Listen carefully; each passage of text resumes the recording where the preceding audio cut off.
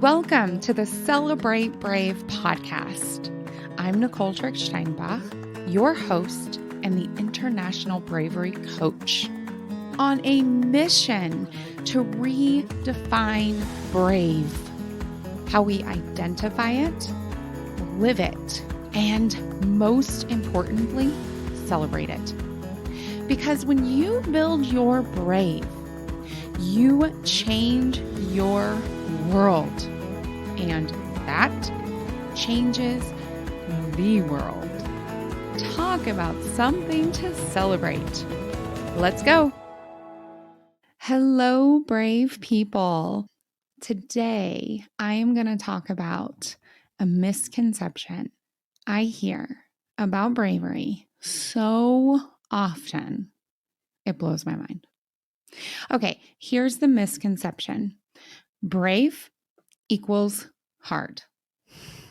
Hard equals brave. Okay. So I know where this misconception comes from. It comes from our outdated, very masculine, very not getting us to where we want to go definition of brave.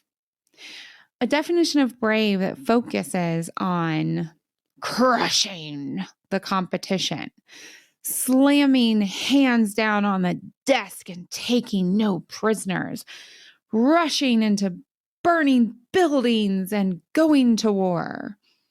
Yeah, if that's the only definition of brave we've got, then of course, brave is hard. But you and we're shifting the definition of bravery. We are, yes, okay, there's some of that. There's place for that, of course. And there's a bigger, juicier aspect to brave. Some people call it tend and befriend. It's, we focus on this very masculine fight, flight, freeze, right? I'm not going to totally geek out on this, but the research for that is incredibly limited. And it also is based on white, traumatized European soldiers at the turn of the last century. Okay. What has been explored with much more depth and has shown that it's much more inclusive is yes, a moment, a time of fight, flight, freeze. I think we can agree that that's part of our lived experiences.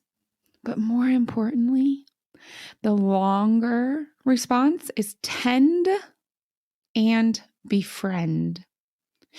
If we take war on one side, then it's diplomacy on the other. If we take flight, then it's befriend on the other. It is this move to take care of ourselves and others around us and reach out to build community to do the same with others. Tend and befriend.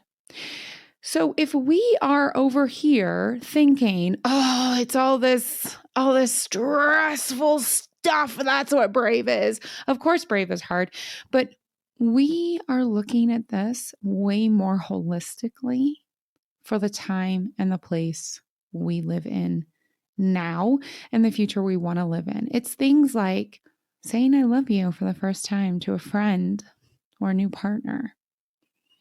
Asking for the income that reflects the contributions and values we bring into our professional settings.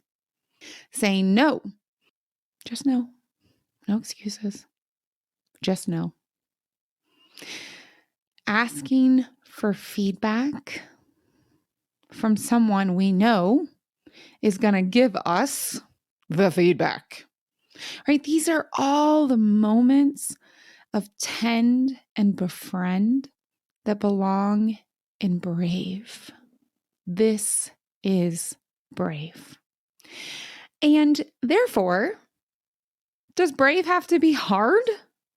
No, brave does not have to be hard. Does that make it easy? Sometimes, not often. Often, we are still going to feel the fear. We are still going to feel trepidation. We will still experience stretch. And that doesn't have to be hard. I'm going to share 2 personal stories that really personify exactly what I'm talking about. And I'm laughing a little bit about myself when I tell these stories because now I look back on this and I'm like, hey, Nicole, how on earth did you not see that? But at the time, I really didn't. I really, really didn't. So here we go. So the first story is about discovering magic, my own personal magic. It is so clear to me now, after a good 20 years, that my magic is running towards when the poo-poo has hit the fan, things have gone wrong, and it's just not clear which way. Up, down, left, right, forward, backward, circles, triangles. I don't know. I love that stuff. And also when a group or a person knows this isn't what I want, I'm not sure where I want to go, or I know where I want to go, I don't know how to get there, right? That to me now is so clear that that is my magic. It was not clear to me for a long time. And the way it became clear is tons and tons and tons of small, brave moments. There is one that utterly just, whoo, I had this big moment of illumination. And that was, I was still in my corporate career. There was an issue, a problem, a team and a product that was suffering. And I'm on this big global call. When I say big and global, I mean big and global. So there were tons of names on there, right? Tech companies bringing everybody that could have any sort of stake into this onto the call. I'm on the call. And someone says, you're right. We need that workshop. We need to get everyone in the room. And by that, it doesn't necessarily mean a physical room. It can also be a virtual room. Right? We need to get everyone in the room. We need to have these hard conversations. Can y'all check to see if Nicole's available? Which Nicole is the response? Because 100,000 people, there's quite a number of Nicoles. And someone says, let's get Nicole Trick. And someone else says, yeah, she treats executives like they're humans. I went off mute and I said, hey guys, I'm already here. Very happy to run this workshop. Who is in the small planning team? Let's go. When we got into that small planning team, I said to the person who said, yeah, let's get Nicole. She treats executives like humans. I was like, what does that mean? Why is that something? And the whole group reflected back to me in that moment, but also later during the workshop, after the workshop, during our time of working together, that my magic was bringing everyone into a room, treating them as humans, as equals. Some of them had more authority, but that doesn't mean that they have more humanity. And working through really difficult stuff with humor and ease. Now, during that process, there were comments like, Executive B isn't making decisions, and that's why Executive B is in this project. That's a brave freaking statement. And it was done with ease because I go towards challenging situations. I lead best in times of change. Was it brave? Was it difficult? Heck yes. Was it hard? No, not really. No, not really. It also wasn't the first time difficult conversations needed to take place and I stepped into them. Brave doesn't need to be hard. And the second story, right? So there's a large group story. And I laugh at myself because, oh my gosh, it's so clear looking back. Okay. The second story is actually the story about how I got pushed into being a coach. Yes. Dear listener, dear brave human, I got pushed into being a coach. So here's the story. For years, I was the bossy older sister. I was the tell-it-all. I was the do-it-all. I was all of these things, right? And I got confused between aggression and assertiveness. And thank goodness my manager believed in me and made sure that I got some coaching. It was life-affirming, life-changing, incredible. And I'm still in contact with that first coach. It was really, really fantastic. Now, of course, I had to spend a year. Well, I didn't have to spend a year. I chose bravely to spend a year essentially apologizing to people I had been a real butthead to. Anyways, so I'm in a meeting room. There is an executive board member, and I've been doing communication work for him. He has seen my growth in the last, 18 months. And I had had numerous conversations with him about my own experience with coaching. Well, somehow in his head, it had become a conversation about how I also coach. I don't know how that happened, but somehow it happened. So it's after this meeting. It's a pretty fraught meeting. It's a difficult meeting. And everyone is standing up. I'm like 15 years younger, at least everyone in the room. And I'm the only woman. And I think I was one of 3 non-Germans, I think 3 or 4, can't remember exactly. So everyone is standing up, we're moving around a bit. And because I'm doing communications, I am literally next to the executive. And I'm turning to say, hey, did I capture this correctly? And he says, he points at this gentleman, this fellow executive. I think he was maybe director level at the time. And he points to him and he says, Nicole, that guy's got it. He needs help. Go coach him. Okay. Now I have physically turned to identify who are we pointing at. I mean, this executive, this board member's arm is all the way outstretched. He is literally pointing with his finger. And there's no bones about what's happening in this conversation, right? And so I have now turned away. My back is to the executive, and I am looking at this director, this guy with potential who needs coaching. And I identify him. I turn back to the executive, to the board member, and he's gone.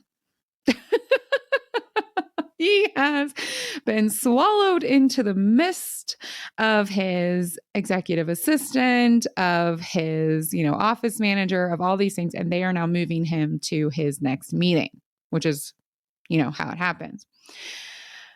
Well, at this moment in time, I have a choice. I can either sit back and explain why I didn't follow through, or I can walk across the room. I'm in this room. I deserve to be in this room, obviously. Introduce myself, start a conversation, and kind of laugh at what the situation is. So I take the latter because that's how we move forward. We move towards opportunities that we, quote, are not ready for, quote, came too early. So this gentleman actually ended up being my first coaching client. I did not call it coaching at the time because I coach consult. I'm not here to hold people's hands and listen to their excuses and say, that's right. No. If I remember correctly, I don't know why I just said that. That's so funny. Anywho, this gentleman, he didn't have time. He didn't have time to meet with his employees. He didn't have time to review in detail the materials that were sent to him. Instead, he would walk into meetings with people he didn't really know that well, with no idea of what was happening on that, interpersonal level, and destroy. He was a stickler perfectionist. He would destroy what his colleagues, what the product team, what the project team had spent weeks and weeks and weeks working on, and always getting him on boat. But he wasn't really on the boat because he wasn't really responding or reading things because he was, quote, too busy. I'm a coach consult. So I said to him frequently, that's just not true.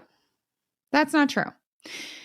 If the executive board member, if the senior vice president, if the president, if the lead architect, if they can all sit down regularly with their direct employees and know what's happening in the projects and in the products, so can you.